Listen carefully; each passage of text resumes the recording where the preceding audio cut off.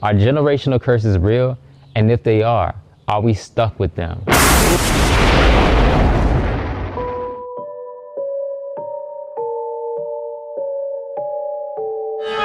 Ooh.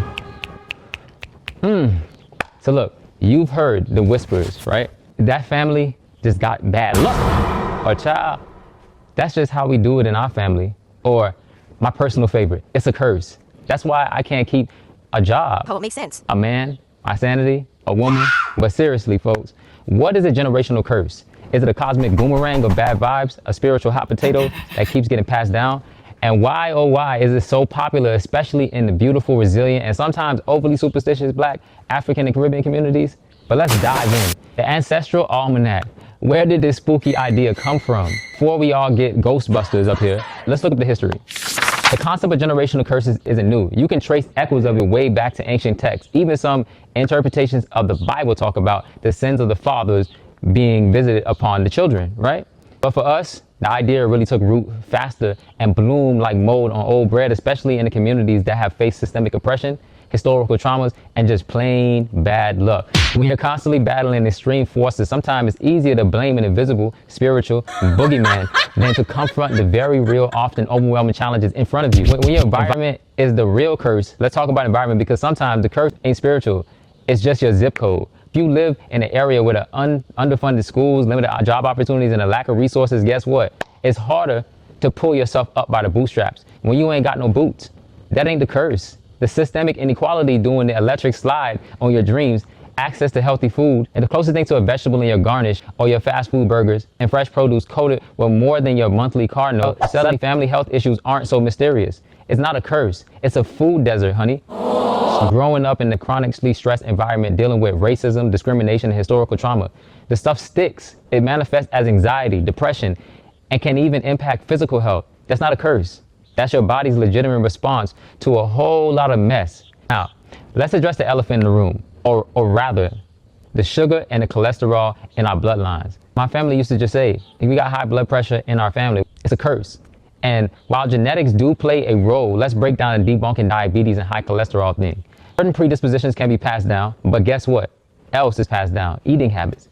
If grandma's secret recipe was lard and cousin Pookie's idea of healthy meal is a double cheeseburger with extra cheese, then yeah, that's gonna stick around. It's not a curse. It's a recipe for disaster, literally. On top of that, we have lifestyle choices like a lack of exercise, smoking excessively, stress.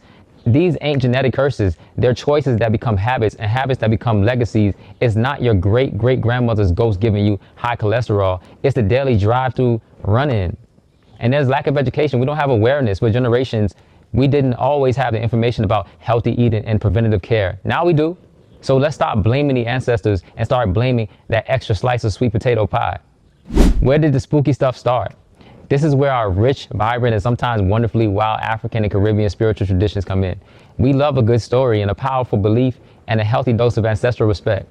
From Obeah and the Caribbean to the various African traditional religions, these are beliefs about ancestral spirits, positive and negative energies, and actions in one generation impacting the next. My own grandmother, bless her heart, was terrified of cats, absolutely convinced they were bad luck, and walking over someone's feet or body, because you're not gonna grow, or you couldn't even sweep her feet, to say the less.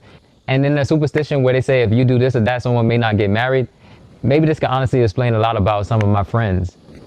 Now, I love a good spiritual journey as much as the next person, but let's be real. Sometimes the conscious community takes it to the too far. Drinking Henny and wearing crystals, talking about aligning their chakras while still beefing with their cousin and baby mama, baby daddy on Instagram, and they're burning sage like it's going out of style, trying to cleanse the negative energy from the room, but still bringing drama wherever they go. You gotta be a spiritual gangster, not a spiritual hobo. These beliefs often serve as purpose to instill respect, teach morality, and explain the unexplainable in a world that doesn't have scientific answers for everything. But somewhere along the line, ancestral wisdom got twisted into ancestral blame. And the philosophical punchline are we curse or just comfortable? Now for the big mic drop, the philosophical truth bomb. The moment of reckoning, my belief, and perhaps yours too, is that we often use generational curses as an ultimate exoneration excuse. That's a mouthful, but it's a good SEO keyword for avoiding responsibility, right? It's easy to say, oh, well, it's a curse. What can I do?